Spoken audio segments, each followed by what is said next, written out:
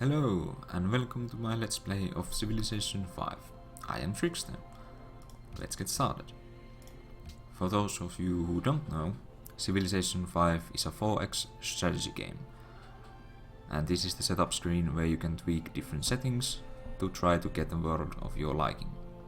I will be playing against 7 AIs on a standard sized Pangea map, so every civ starts on one large landmass. Oh, and I'm picking my civilization on random. And I'm playing on the Emperor difficulty, which is the third hardest difficulty there is. So quite hard, but not impossible. And these other options are not that important. Let's see what civilization we'll get. Hopefully something good. Oh, Pocatello. Amazing. So this is just a screen to give some background information of the civilization you are playing as and tell you what bonuses your civilization gets. So, as Pocatello of Shoshone, we'll get the Great Expanse, which allows our cities to start with extra territory, and we'll get combat bonuses when fighting on our own territory, and we'll get 2 special units that replace other units in the game. If you want to read this, please pause it and read it. I'm not going to read what it says. So, welcome to the game everyone. And first things first, we'll save game. Just in case something bad happens. LB1. There we go. So, welcome to the game everyone. This is Civilization 5. You start the game with a settler and 1 unit, a basic unit. We have the Pathfinder, which replaces the scout unit that you would normally get a warrior, but we'll get the Pathfinder units, which is slightly better than a warrior. Not amazing though, but it will do. I will be talking about how the game works as we go on, so look forward to that. And this seems to be a pretty good place to settle our first city. Settler units can found cities, and once you found a city, the settler unit is consumed.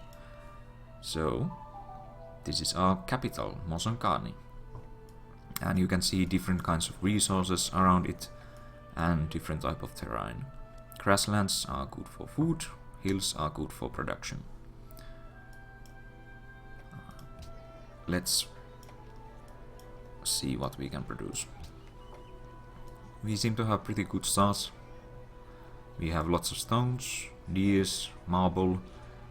I think those are spices. Yes, spices and bananas. The most important resource of them all.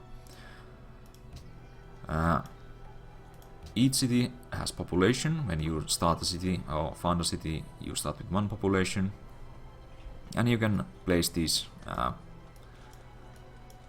workers to work different tiles, and you can see what each tile gives you. Usually tiles give 3 different types of resources: food, which is these apples; production, these hammers; and gold coins. And you need food in order for the city to grow.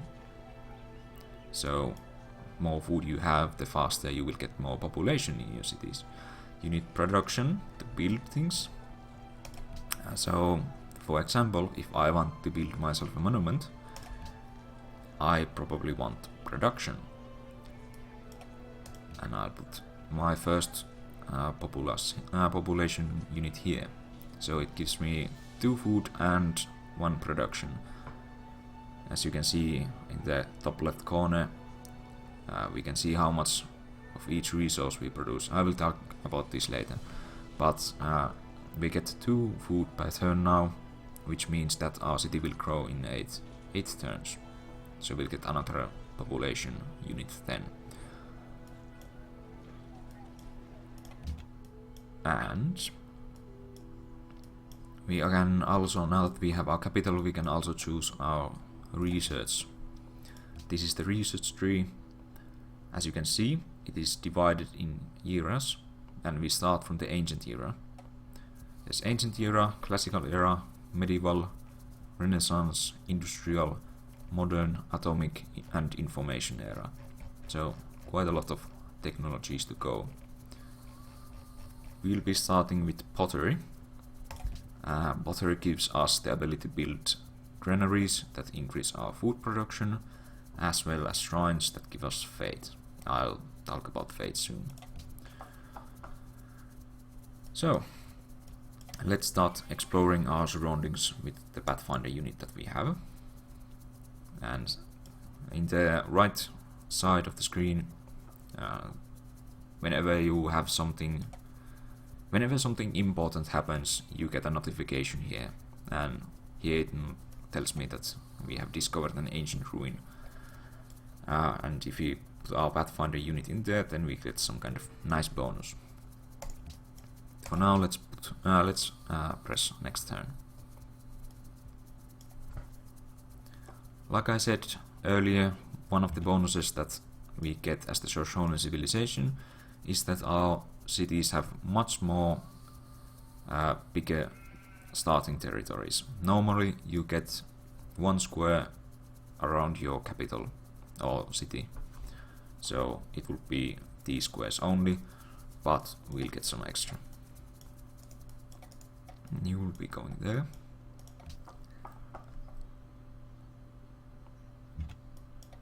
And let's see what we'll get from this ruin. Oh yeah, as Shoshone, since we have the Pathfinder unit, we can choose what we get. Normally this is randomized, you randomly get something of these, but we can choose, and I'm going to take myself more population. So hurrah, now we have 2 population in our capital city.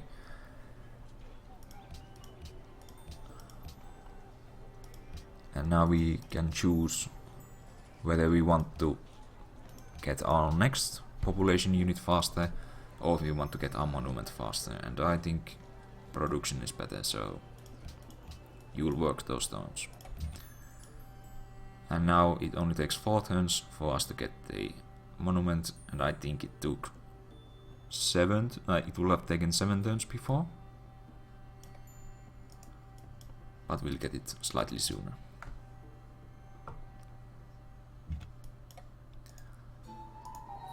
More ruins. Amazing. As Shoshone... Oh! I thought we found someone there, because it took so long. As Shoshone, it's very important for you to explore in the beginning, because you have this advantage with the Pathfinder units.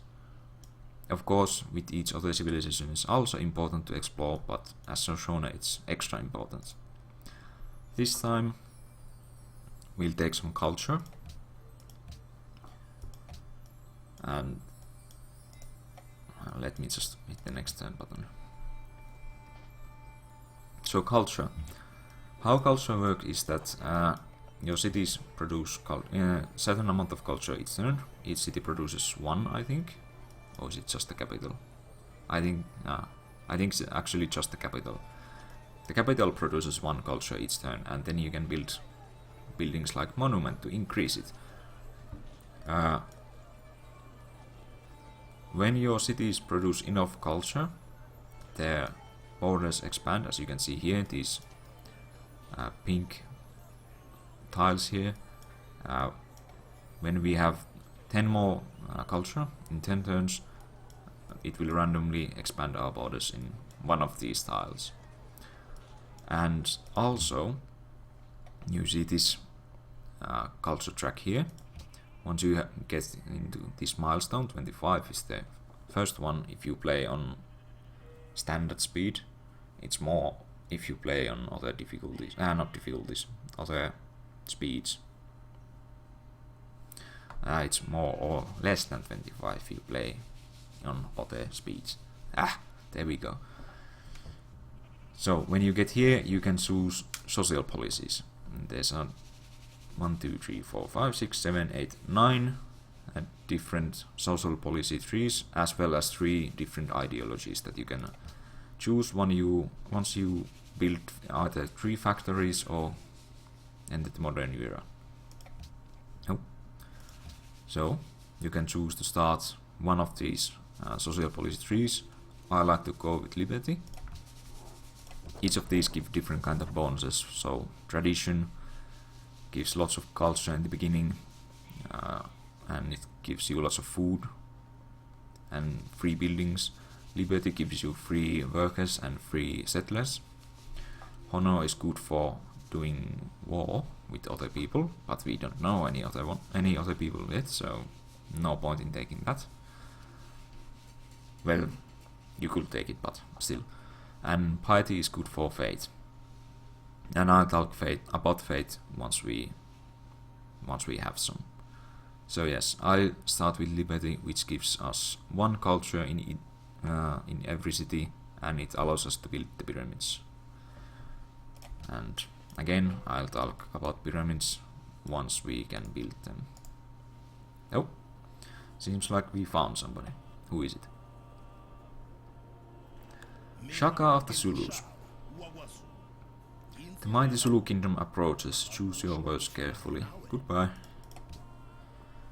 So we met another player, and Zulus are quite warlike, so I probably need to be careful of them.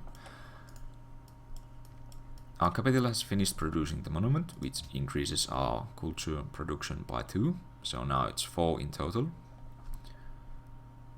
And we can't build any other buildings because we haven't reset pottery yet, so I will put my city to work on another pathfinder for now.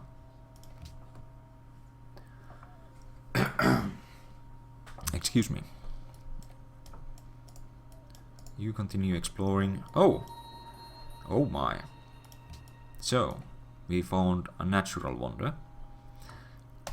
Depending on the size of the map, there is different amount of natural wonders in each map, and they are basically better tiles. Each tile produces something except for mountains. Mountains do not produce anything, but every other tile produces something, and natural wonders usually produce something that is hard to get. For example, Mount Kilimanjaro produces culture, which is amazing, or they produce more than tiles normally produce. And if you find a natural wonder, you get 1 happiness. Happiness, well, tells you how happy your empire is, and as long as you are on the positive side of happiness, everything is fine. But if you start getting unhappiness from number of cities and population you have, then there starts to be problems. You get happiness from buildings, luxury resources like marble and spices, as well as natural wonders. For now, it's not a concern, so everything is fine. Nothing there. Oh yeah, and Mount Kilimanjaro is also special in the way that when you put a unit next to it, it gets an altitude training perk. So each unit has different perks. Altitude training gives us double movement in hills and more combat strength when we are on top of hills. So we can move more in a hilly area. Hilly area? I'm not sure if that's the right way to say it. Anyway, we have finished researching pottery. Now we can research something else. And I'm going to choose calendar. And I'm going to change my capital to produce granaries. Oh, granary. 1 granary. It gives us +2 food when it's finished, and it gives +1 food from wheat, bananas, and deer resources. And we have those. We have deers and we have bananas. So it makes our bananas better. There we go. Oh god.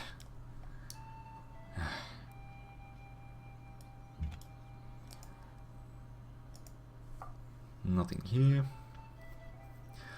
You know what? I think I'll end my first episode here. It's roughly 15 minutes long, so it's quite alright for our first episode. Thank you for watching, and I hope that I'll see you in the next episode.